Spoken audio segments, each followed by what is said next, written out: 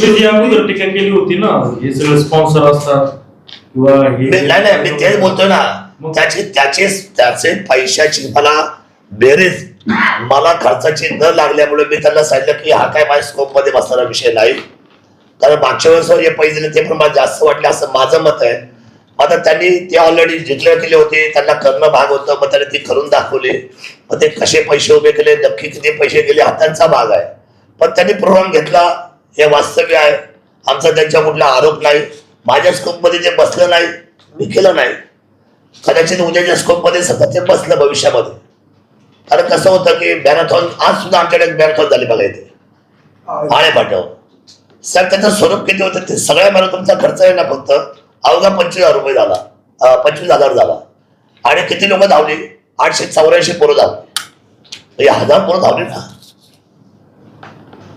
25,000चा नाश्ता झाला, सर्व झालं त्यांचं. हे 35 लाख कशासाठी हे मला नाही सांगता यायचं, कारण माझ्या स्कोपच्या बाहेरचा विषय आहे. मी तो जो पाहिलाच नाही म्हणून तर माझ्या स्कोप मध्ये आला नाही. माझ्या कार्यक्रम पत्रिकेमध्ये तो माझ्याकडून शास्त्राकडे गेला नाही.